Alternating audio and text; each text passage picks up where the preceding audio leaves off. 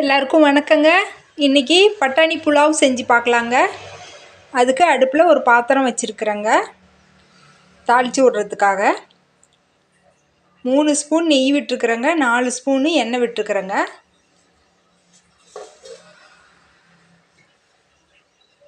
இப்போ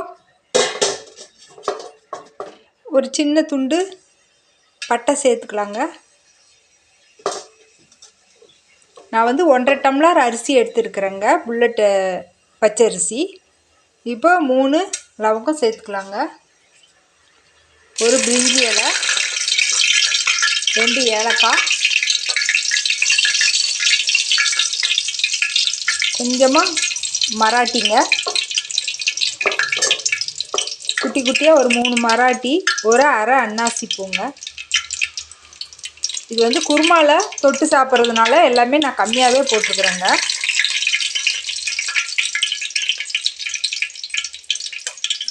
இப்போ பெரிய வெங்காயம் கொஞ்சம் அரிஞ்சு வச்சுருக்குறேங்க, இது சேர்த்துக்கலாம். ஒரு பச்சை மிளகாய் நான் சேர்த்துக்கிறேங்க. காரம் எவ்வளோ தேவையோ நம்ம அந்த அளவுக்கு சேர்த்துக்கலாங்க. ஒரு 3 பெரிய வெங்காயம் நீல வாக்கில் அரிஞ்சு வச்சுருக்குறேங்க, இதை இப்போ சேர்த்துக்கலாம். இது இப்போ நல்லா வதங்கட்டுங்க. வெங்காயம் நல்லா வதங்கிடுச்சுங்க. இப்போ இஞ்சி பூண்டு விழுது சேர்த்துக்கலாங்க. நான் ஒரு 2 ஸ்பூன் அளவுக்கு சேர்த்துக்கிறேங்க.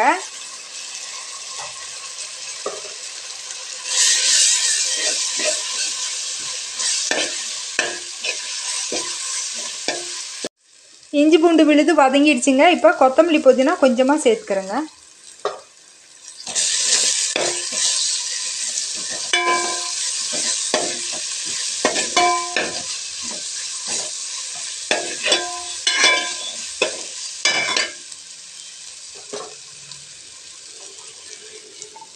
பச்சை பட்டாணி கொஞ்சம் உரிச்சு வச்சுருக்குறேங்க, இது இப்போ சேர்த்துக்கலாம்.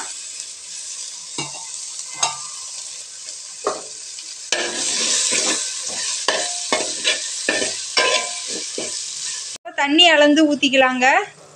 நான் இந்த டம்ளரில் அரிசி எடுத்தேங்க.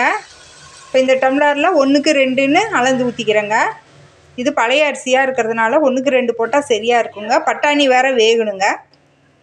இப்போ தேவையான அளவுக்கு உப்பு சேர்த்துக்கலாங்க.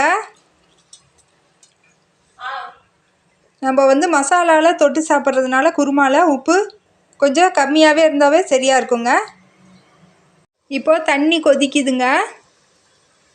நம்ம வடித்து வச்ச பச்சரிசியை இதில் சேர்த்துக்கலாங்க.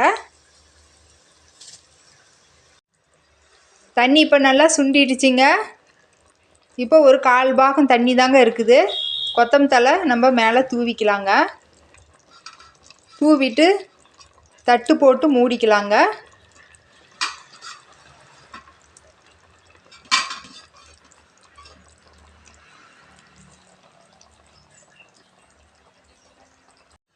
இப்போ கொத்தமல்லி புதினா தூவிட்டு ஒரு தட்டு போட்டு மூடி வச்சுட்டேங்க. இப்போ ஒரு பாத்திரத்தில் கொஞ்சம் தண்ணி வச்சுட்டு மேலே வச்சுட்டேங்க கனமாக.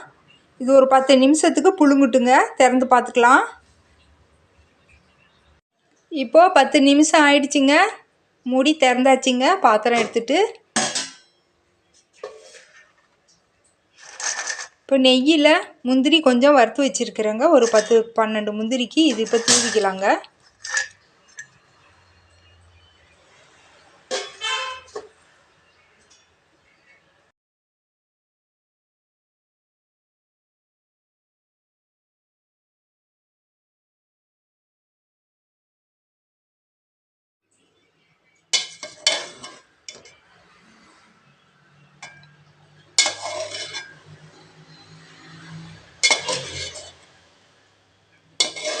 மேலாக கிளறி விட்டுக்கலாங்க.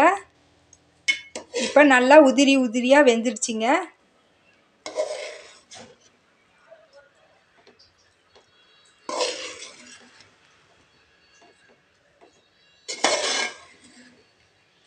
பட்டாணி சாதம், பட்டாணி புலாவ் தயாராகிடுச்சிங்க.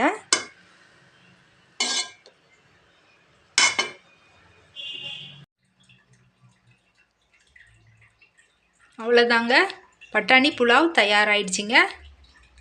இந்த மாதிரி செஞ்சு பாருங்கள், நல்லா ருசியாக இருக்குங்க. இன்னொரு வீடியோவில் பார்க்கலாங்க. நன்றிங்க.